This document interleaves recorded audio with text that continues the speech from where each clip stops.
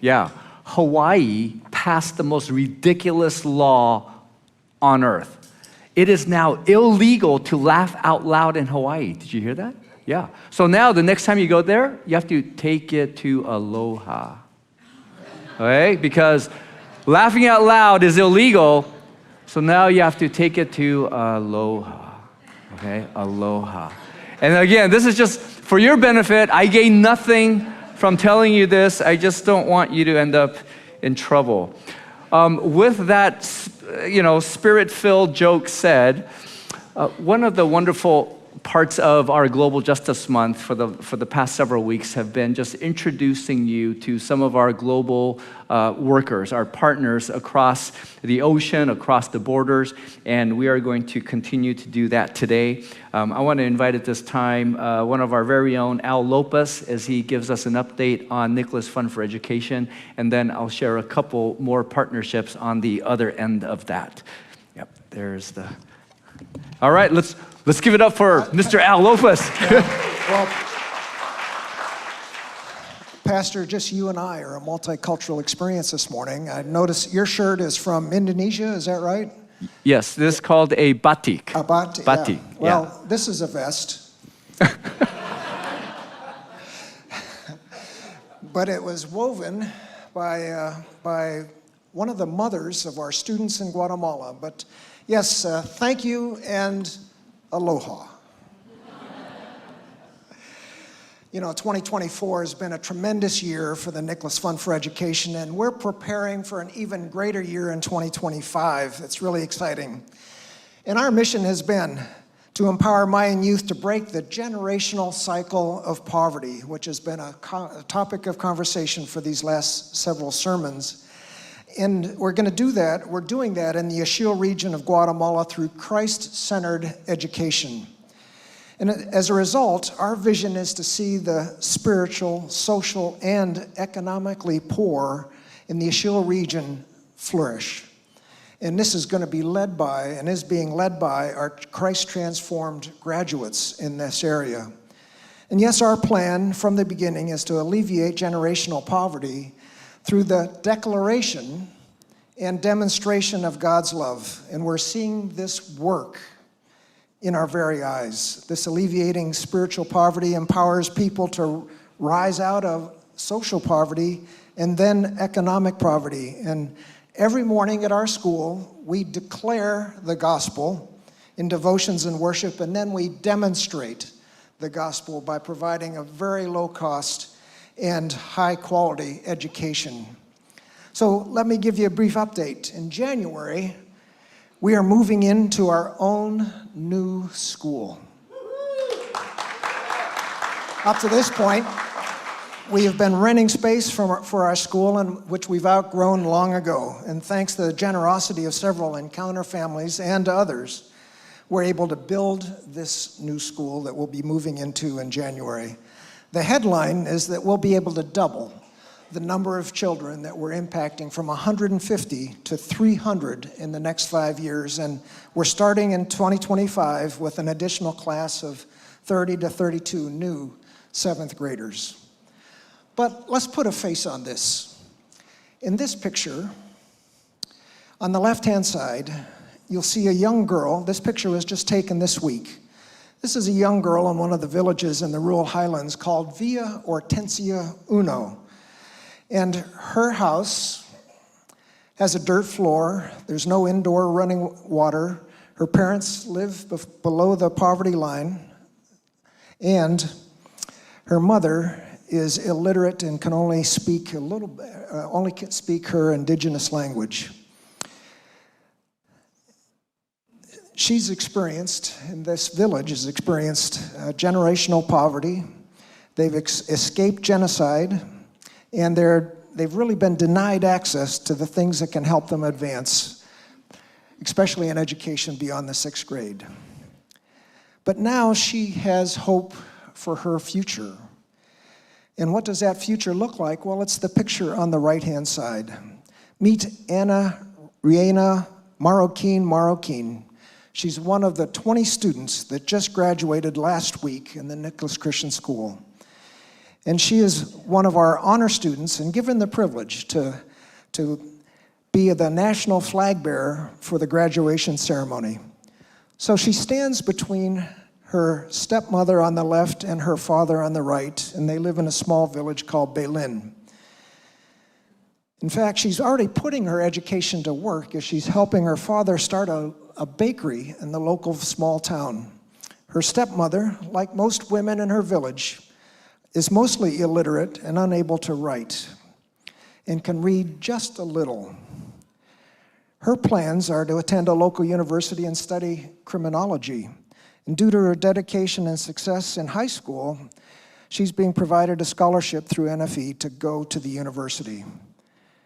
Her education is helping her break spiritual poverty, giving her the basic tools to raise out of social poverty and ultimately economic poverty, and the kind of poverty that her family has seen for generations. So thanks for helping her. Well, just this week, we've seen 18 students graduate from junior high school. And next slide, you can see even Kathy Riper on the left in the first row, and there's Joan Selvig, some of you know, on the right row. In fact, you can see Joan's name up there in lights. She's the godmother of this year's graduation. And in the next slide, you'll see our 20 students that are graduating from high school. And again, just 12 years ago, we started providing scholarships for 13 7th and 8th graders, and now we've had 124 students graduate from high school. And already, these students are transforming their community. In fact, more than 70% of those 124 graduates are earning incomes above the poverty line. So they are, in fact, breaking the cycle of poverty. And yes, we measure it. But we also have another goal, and that includes you. And our goal is to provide faith-building, discipleship experiences for individuals and families to grow deeper in their Christian faith. We know that by participating in mission trips with a focus on serving the poorest of the poor is an important way to grow closer to Jesus and to become more fully devoted disciples and followers of Christ. So let me ask this question. Does anybody want to grow deeper in their faith in Christ this morning? Well, you've heard the challenge of the past 2 weeks. Pastor Michael has given us the challenge to go on a mission trip in the next 3 years. And if you're physically able, we have a plan. And let me introduce you to the possibility. And that is to join a mission trip to Guatemala.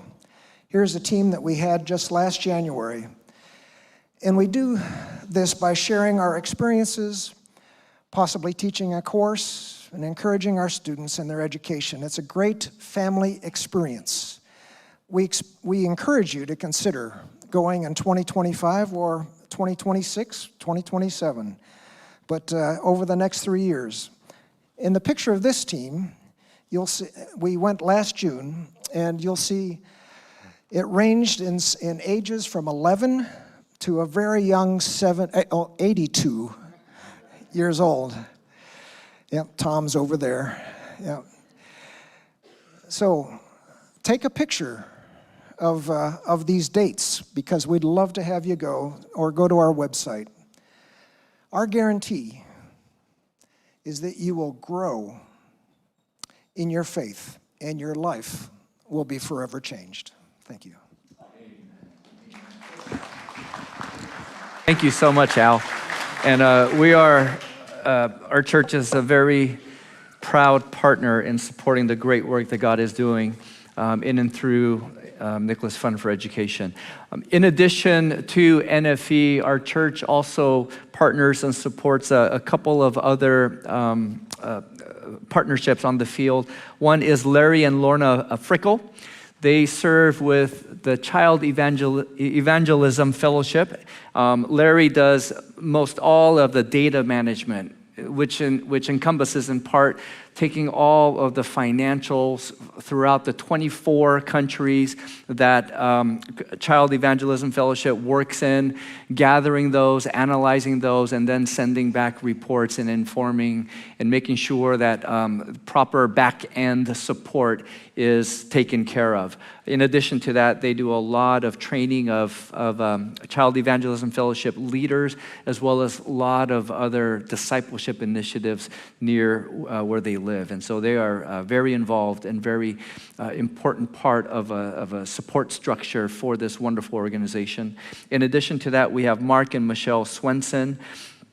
Their work is primarily with indigenous Alaskans up in Alaska. Michelle, she is the Rural Ministry Coordinator for Child Evangelism Fellowship, and in that capacity, she plans and executes numerous remote good news clubs to indigenous children in Alaska. And Mark, he has a really cool job as well. He's a pilot. He's a pilot for Samaritan's Purse, does a lot of maintenance work and things of that sort, and he gets asked quite frequently to help transport people and supplies to parts of the world where you can only access it through an airplane, and so they do incredible work there.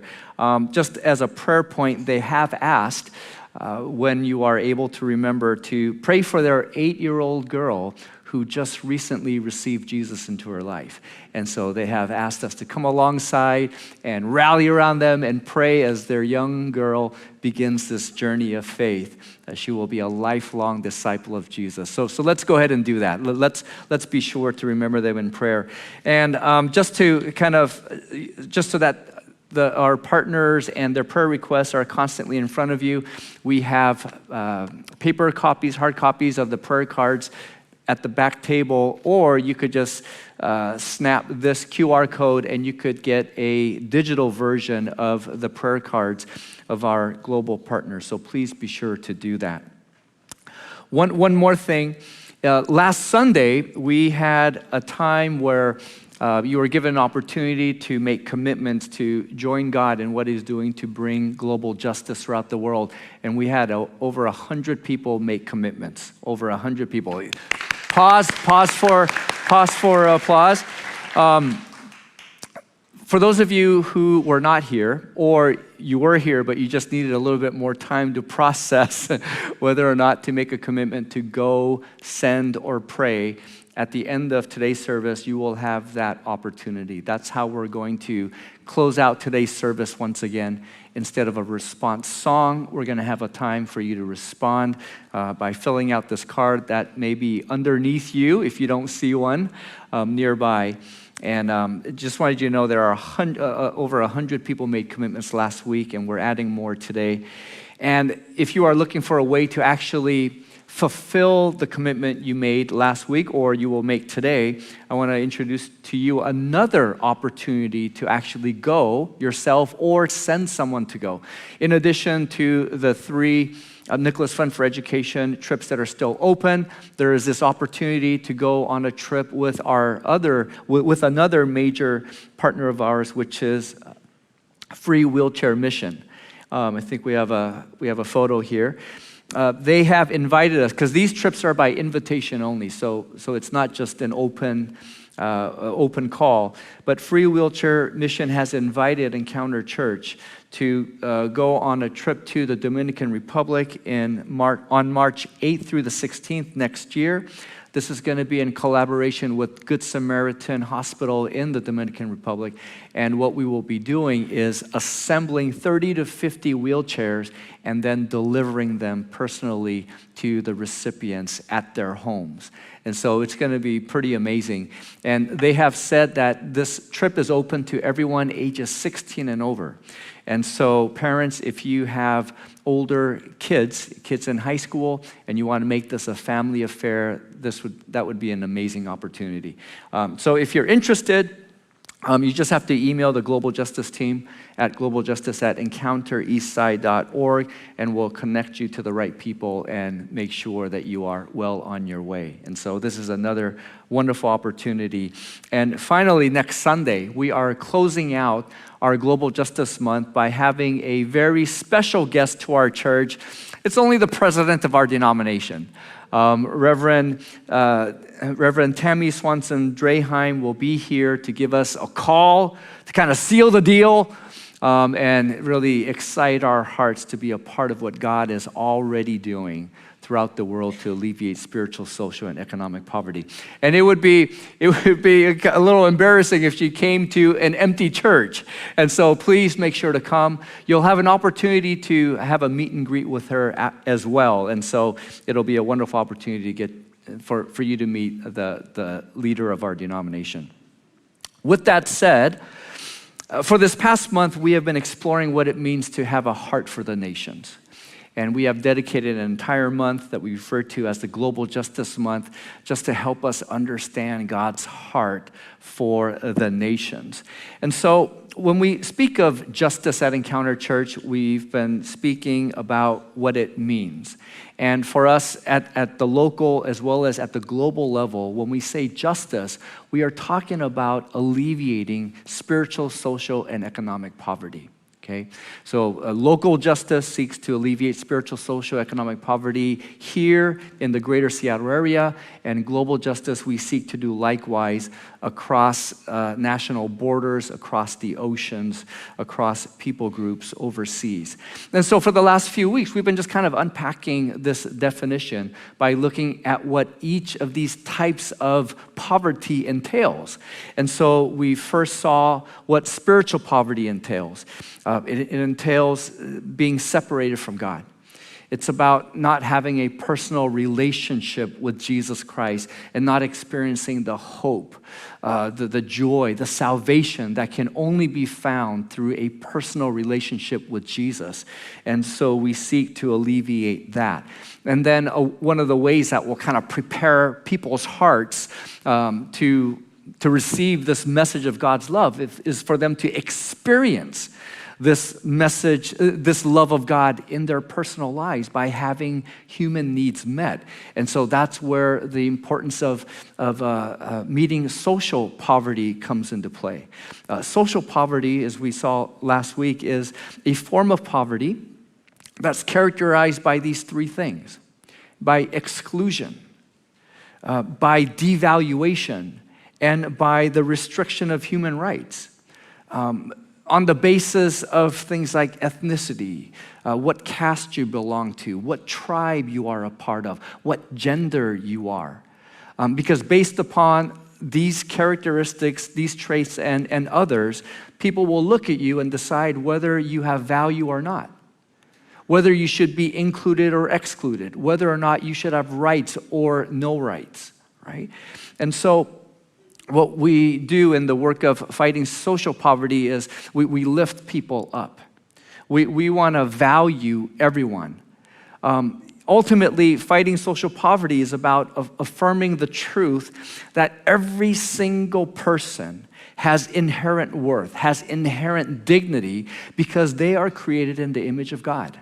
Right? That's really, when you think about it through spiritual lenses, that's what fighting social poverty is about. We're working to eliminate social marginalization in the name of Jesus by declaring that there is no one who is less valuable than another.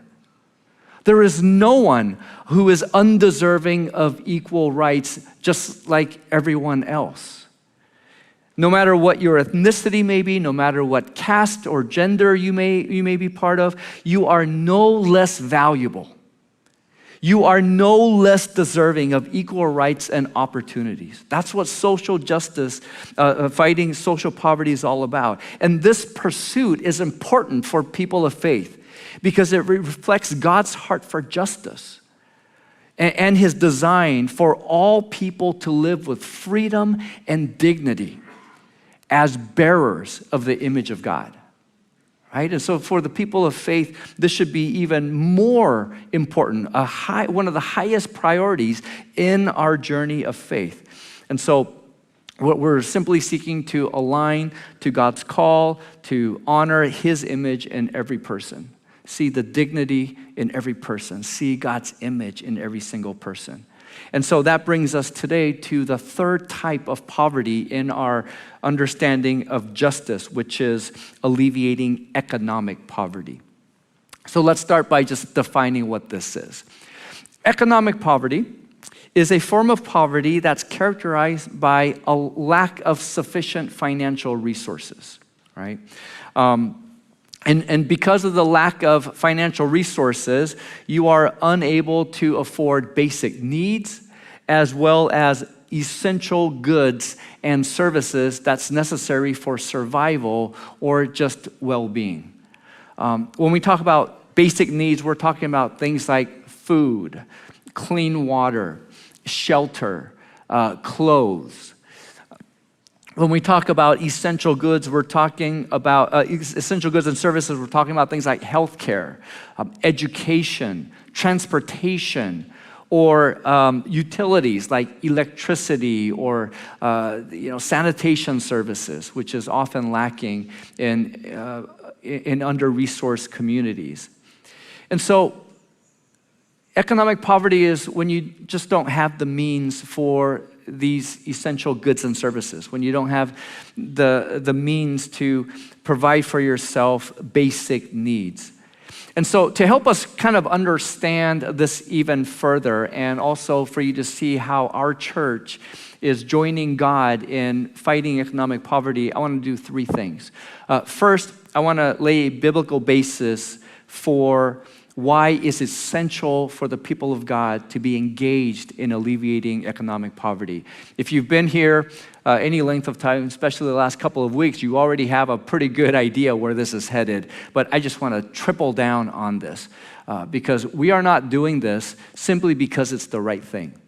We're not doing this because it's cool or hip or whatever. We're doing this because we are people of faith and our God has called us to this kind of ministry. Okay, so I want to lay a biblical basis for this. Secondly, I want to look at some principles from a very helpful book called Helping Without Hurting by Steve Corbett and Brian Fickert, because this book will provide us some guidance on how we could actually serve under-resourced communities without harming them.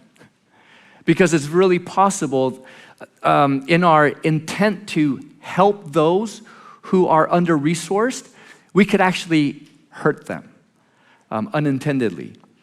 So we're going to look at some principles. And lastly, like I mentioned, I want to give you an opportunity to make a commitment, if you haven't already, to either go, send, or pray, but to engage in the work of global justice. So let's begin with first laying a biblical basis. I want to read in particular Isaiah chapter 58, verses 6 and 7. But before we look at those verses, or as we do that, I want to set up a little bit of context. In the preceding 5 verses before these verses, in Isaiah chapter 58, God is, he's rebuking the people of Israel. He is rebuking them for this particular thing, for their empty worship. They're worshiping, but God sees what they're doing and he says, it's hollow. It's superficial. Your worship is empty. The funny thing though is that the people of Israel, they appear to be completely devoted on the outside. Because they're doing all the kinds of things that you would think devoted people would do. Things like seeking God daily, asking God for his guidance. In fact, they're even fasting. They're depriving themselves of food as an act of worship unto God. And yet God sees what they are doing. He sees their fasting and their worship and in its entirety, and he says, it's superficial. It's hollow, it's empty. And it doesn't, and the reason why God looks at their worship and says it's empty is because their worship hasn't translated to righteous action. And so they're they're complying externally by engaging in these rituals before God, but it didn't translate into righteous action. Because in God's view, true worship isn't about rituals. It's not about being involved in spiritual exercises like fasting or other external acts of piety. Instead, true worship is about living a life that embodies God's values. Well, what values? This is where verses 6 and 7 comes, because he identifies the values of God that he wants us to embody in our life of worship. So he says in verses 6 and following, "Is not this the fast that I choose? Is not this the life of worship that I choose for you?" And then he spells out what this is: to loose the bonds of injustice, to undo the straps of the yoke, to let the oppressed go free, and to break every yoke. Is it not to share your bread with the hungry? Is it not to bring the homeless poor into your house? Is it not, when you see the naked, to cover them, and not to hide yourself from your own kin? Right? I mean, God does something incredible here. I hope you see. God actually redefines worship. He's saying worship is not just performing these external acts of piety like coming to church or reading the scripture or even fasting. True worship is not about depriving yourself of food. It's not about external piety. Instead, it's about breaking the chains of injustice, God is saying. True worship is about breaking the yoke that oppresses others. True worship is embodied in a life that feeds the hungry, that provides shelter to the homeless, that clothes the naked. And what God does here is incredible. God's idea of worship, he reveals to us, is inseparable from justice. We really have to understand this. To God, worship and justice, they are inseparable. A person who truly worships God will embody that life of worship by seeking justice for the oppressed and the marginalized. And so, there's a strong motivation to be involved and be engaged in the work of justice, to follow God's urging in Isaiah chapter 58. But when we do engage in the actual work of alleviating poverty, it's important that we do it the right way. We have to do it with great wisdom and discernment. And here's the reason why. Without discernment, our intent to help the marginalized, it can actually have the unintended impact of hurting them. If we don't do this the right way, then we could actually do more harm than good when we show up in those places that are economically underprivileged in our effort to do good. And so this is where I want to bring in the guidance of helping without hurting. Because this book, some of the principles, it teaches us to approach poverty alleviation with wisdom by understanding first and foremost that alleviation happens in stages. And so here are the 3 stages of poverty alleviation. First, there is relief. And then once relief has been done, there is rehabilitation. And then on the heels of rehabilitation, there is development. Let me just kind of explain what each is, because this is really important so that we don't mess things up in our desire to make things better for those experiencing economic poverty. Relief addresses urgent needs during a crisis. Okay, so there's a crisis, whether it's a flood, an earthquake, whether it's war, disease, or some other emergency. There's a crisis. It's either naturally made or it's made by humankind. But there is a crisis. And so relief provides temporary emergency aid to reduce or minimize immediate suffering. Basically, you want to go and you want to stop the bleeding. There is a catastrophic earthquake or flood. People are without food, and so you want to go in and you want to provide food. You want to provide water. You want to provide shelter. And so in this stage, it primarily utilizes this provider-receiver dynamic, right? I am the provider, you are the receiver. You don't have the means to take care of yourself, so now I am here to give you, and you simply receive, because we want to stop the bleeding. Rehabilitation comes next after the crisis is stabilized. It helps restore people and communities to their pre-crisis stage, their pre-crisis level. But it goes beyond that. At the rehabilitation stage, you're also beginning to lay the foundation for future development, right? So even as we try to help an under-resourced community kind of get back to status quo, we're beginning to plant seeds so that the community can rise above status quo in the future. And so in this stage, the people who are affected by the crisis, they begin to contribute to improving their own situation. And so now they're not just helpless people that we give stuff to. They're now involved not only in bringing things back to pre-crisis levels, but also being a part of planning for future development and advancement as a community as well as an individual. And then so comes development. This is long-term. Anytime you are in the business of alleviating economic poverty, you have to think in terms of development. You have to think in terms of the long term, because at this stage, you're focusing on helping people reach new levels of stability, higher levels of independence and growth.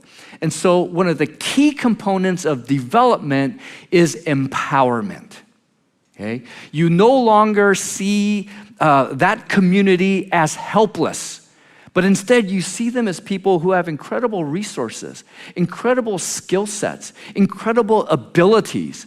And so you want to empower them and unleash their potential, unleash the resources that they actually do have, and enable them to rise above where they were before. And so empowerment is key. It avoids doing for and instead focuses on doing with.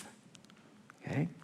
So let me give you an example of relief, rehabilitation, and development in the context of, let's say, a flood in a slum somewhere in the world. So let's say due to climate change, there's a flood and it just devastates a particular slum somewhere in the world. Relief would look like this, where people would come in and they would just give and provide what they need in order to stop the bleeding. They would relief agencies and individuals to come in and give food. They would give water. They would give necessary medical care on the spot. They would provide temporary shelter. But the focus is on stabilizing the crisis. Okay, it's on preventing further harm and further devastation. You want to stop the spread of disease. You want to stop the death due to starvation, so on and so forth. And so you're stopping the bleeding. And then after the floodwaters have receded, some organizations may come and start rebuilding some of the damaged infrastructure. In the slum, they may provide trauma counseling. They may assist families to help them return to a sense of normalcy. But the idea is to rebuild their lives back to the pre-crisis level. But as this is going on, there are seeds being planted for going beyond where they were before. And so in the development stage, programs may be introduced to improve the slums' living conditions. For example, through better sanitation systems, right? Like before, there was a great need because there wasn't a good sanitation system. People were getting sick because of raw sewage just kind of all over the place. And so there might be a system that comes into play for better sanitation, for a system for clean water access. Instead of being just given water, things are put into place so that they can come up with their own water. Healthcare clinics. In addition, this is where there might be education and vocational training programs that are set up to equip residents of that community with skills for better jobs in the future. And that can break the cycle of poverty and foster self-sufficiency over time. Okay? And so you could kind of see this movement from simply handing things out to hopeless and helpless people to empowering the local indigenous community to now alleviate themselves out of generational poverty, out of chronic poverty. Okay? Now, what's important to note is that the vast majority of materially poor communities and individuals require development, not relief or rehabilitation. But what we tend to do as Westerners is to view everyone as needing relief first and foremost. And so that's why when we go to impoverished communities throughout the world, our first instinct is to give. Oh, let me give you money. Let me give you food, right? I mean, we mean well. Our hearts are pure. It's just that we have the wrong understanding of economic poverty alleviation.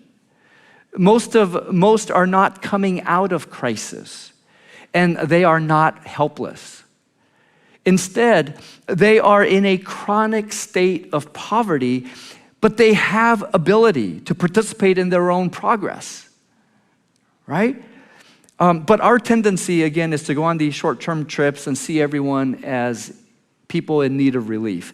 And so we want to give money, we want to give food, we want to give candy to little children who look just, incredibly poor. And we get into this provider-receiver mode of thinking.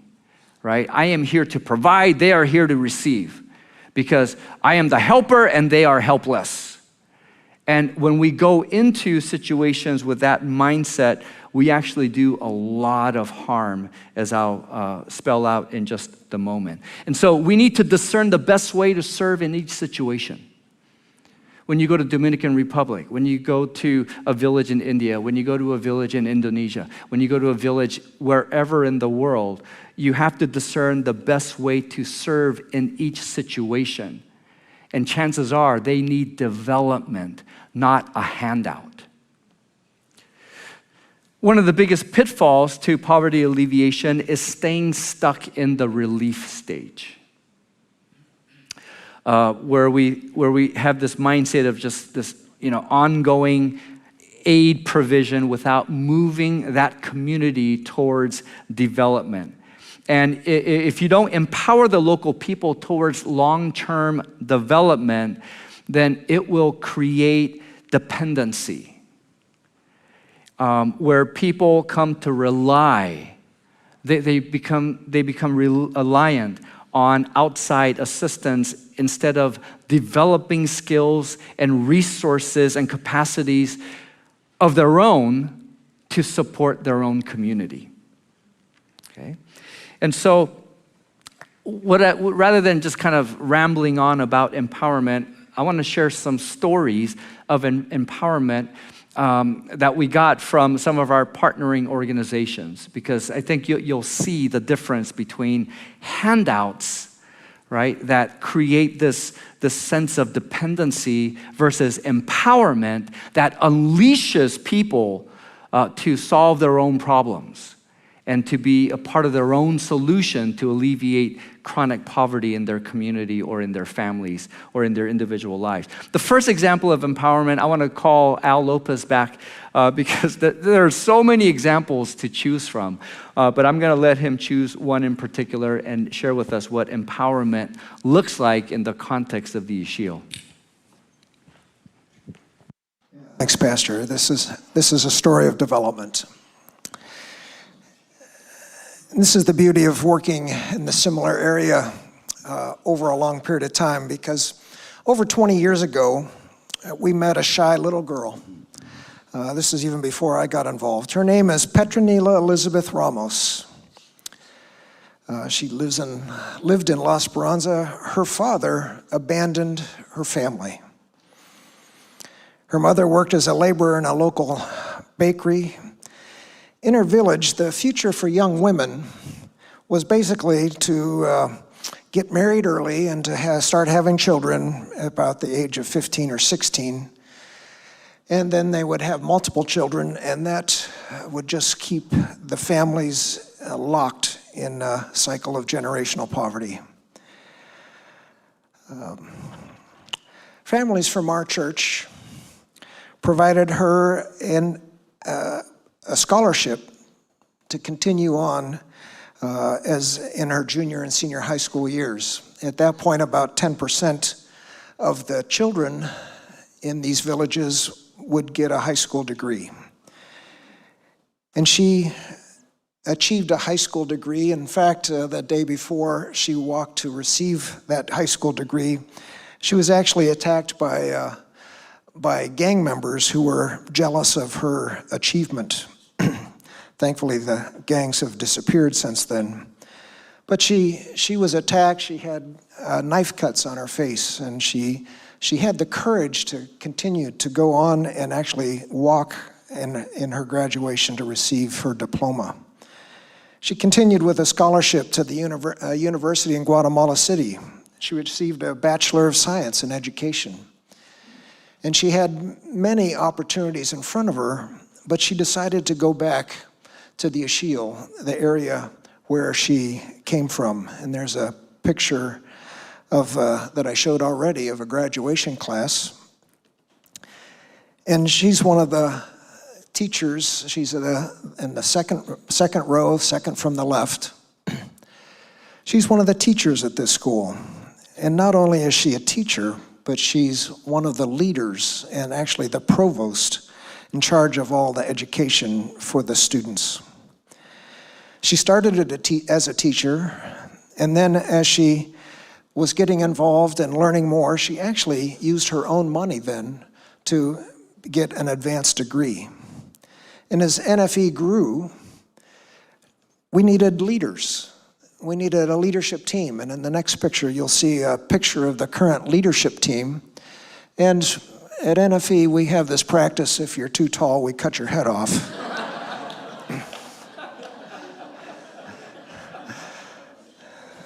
The one on the left, his name is Noé. He's our superintendent, our principal. And there's Neela, second from the right. Instead of having several children at the age of 15, 16, 17, she's now in her early 30s. She does have a child. She's married, has her own home. She's broken the cycle of poverty. Doing a great job helping others do the same. Thank you.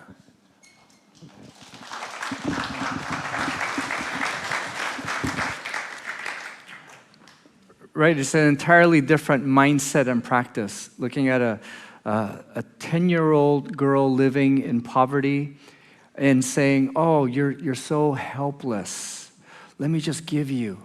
Oh, you're so helpless. Let me just do this for you. Oh, you're so helpless." Versus saying, "You're not helpless. You have giftings. You do have resources. It's under-resourced, but you do have resources. And so let me empower you. Let me bring out what's in you, in the community, so that you can develop those towards your own advancement in life, right? And so it's a huge difference. And this is one of the reasons why we've partnered with one of our newest partnerships, a Hindustani Covenant Church, and supporting the great work that they're doing in their schools in Solapur. We have a photo here as well. This is in Solapur, India. And again, it's the exact same idea as Nicholas Fund for Education. If you went to these students' homes, it would break your heart, just how, their living conditions. But rather than simply giving them free handouts for them to receive, we're saying, no, you are not helpless. You have intelligence, first of all. And so we want to just kind of groom that, empower you, and unleash you so that you can go on and finish your education, get a job, come back and start pouring into your community. And that's exactly what's happening here. And then they also do similarly with victims of sex trafficking that they have rescued. I want to show you this video. At our most recent communion, I had shared with you that we are now beginning to use communion wafers that were made by rescued victims of sex trafficking in Pune, India. And so this is a little video I want to show you of the actual manufacturing of our wafers. If we could show that. First was like handmade, but now it's we use that. Okay, so this is... Okay. And that's rice flour, so it's gluten-free. Okay, so that you put the batter in there, it cooks it. Yeah, you kind of saw the assembly line. The batter goes in there, flattens it, and then it goes to the next person, and she like punches it out and into the little circles with the cross imprint. Next person comes and packages it, and this is our partners' way of saying to these incredibly gifted women, you can generate your own income. You don't need handouts. You just need skills. And so we're providing you with the mechanism to generate income so you could also feel good about yourself and have an honest living. Not only do they generate income through by producing communion wafers, in this next photo, this is a photo of a large room at the roof of the safe house where the rescued women are taken to. And you'll see that there are sewing machines because they are taught how to sew. Again, a lot of these rescued young women, they entered the sex trade at a very young age, 12, 13, 14, 15. And so they don't have marketable skill sets that they could use to generate income. So they're taught how to sew so they could learn how to make clothes and sell it and generate income for themselves. Also on the left, on the shelves, you see these plastic bottles. These are ingredients for making homemade soap, right? And so they're learning how to make soap so that they can make it, they can sell it, and then generate income. And all this is preparation for when they leave the safe house and they're out in the real world. They can take care of themselves. And so this is such an important thing. Now, the key to empowerment and long-lasting development is avoiding what many have termed paternalism. This is really important because paternalism is poisonous. Paternalism is when you habitually do things for people that they can do for themselves. Okay, that's really at the heart of it, what it is. It's when you go into an under-resourced community and you say, oh, you are so helpless. You are so stupid, or you are so poor, you are so helpless. I'm gonna do for you because you need my help, right? I'm gonna do for you, but really, they could probably do it better on their own. It's this mindset that we know what's best. And we need to go into a situation, we need to fix their problems. And so that's why oftentimes when we go on short-term trips, our mindset is incorrectly to do, right? To fix. In those 4 or 5 days, we're gonna solve the problem of generational poverty by giving and doing things for them. And again, while the intention is great, that does more harm than good, because paternalism, it strips people of their dignity. To be told either in words and through action that you're helpless, so you need handouts. It strips people of their dignity, that can foster this sense of dependency on foreigners or dependency on outsiders. And it also reinforces this harmful power dynamic where one person is seen as the helper and the other is seen as helpless. One is seen as the provider and the other is seen as the receiver. And so we want to dismantle that. And instead, what we are called to do is to walk alongside those in need as partners and not view them as our patrons. Okay? And so, this thing involves listening, like really listening to the local people, respecting their insights, and also empowering them to take part in their own journey out of chronic poverty. And just as a point of fact, this is one of the criteria that our church uses before entering into a partnership. We are not interested in simply giving free handouts unless it is a crisis situation. In that case, we will actually contribute towards the stopping of the bleeding. But one of the criteria we ask is, do they have a long-term plan for developing economically underprivileged communities that they serve? And if they do, then we want to come alongside and support their work, which is what we are doing by enlisting the new partnerships that we have in the last month or so. And so I hope this sounds exciting to you. And what can be even more exciting is if you actually take part and engage in the work of fighting spiritual, social, and economic poverty. And so as I mentioned at the front end of this, we're going to finish out the service. Instead of singing a song of response, I'm just going to give you a time of response and ask you, if you feel moved by the Holy Spirit to do so, to fill out one of these communication cards. There should be one at your seat. If you don't see it, you may be sitting on it. But this is an opportunity for you to consider all that God has been placing on your heart and seeing if God wants you to be a part of this. Either by making a commitment to actually go on a trip at least once in the next 3 years. Or if you are unable to go for whatever reason, or maybe, to be honest, you're unwilling to go. If you are unable or unwilling to go, perhaps you can support someone and send someone else financially so that they can go. But whether you stay or you go, perhaps the way that you can be engaged and mobilized in the work of global justice is by praying for the workers, praying for the communities that we are serving through our partnerships. But maybe you want to make a commitment to prayer.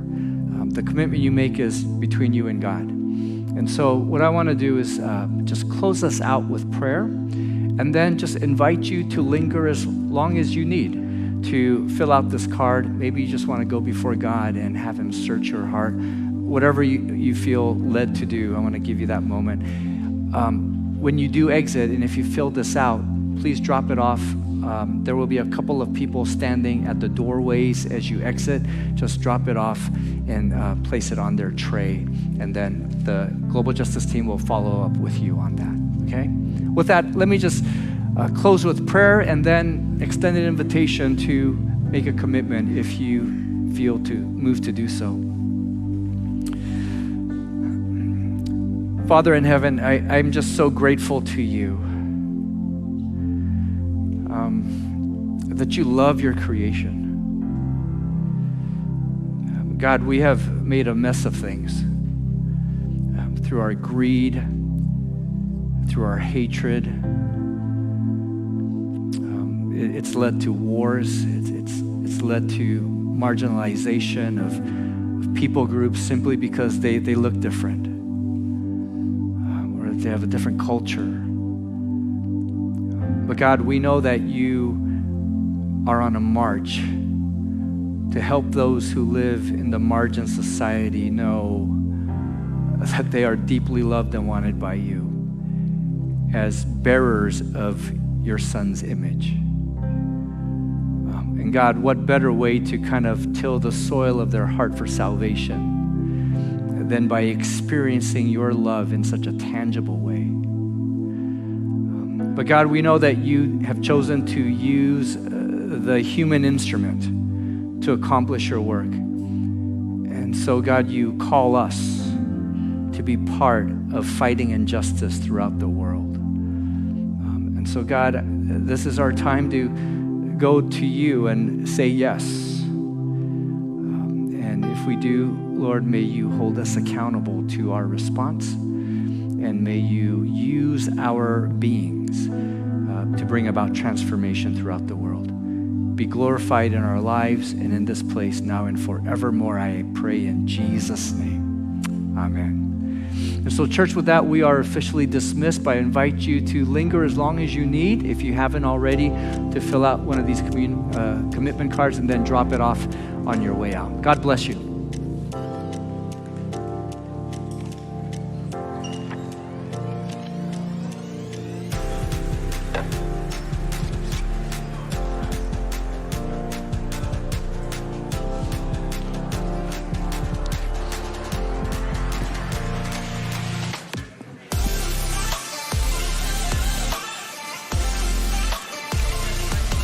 Hey, great to see you guys.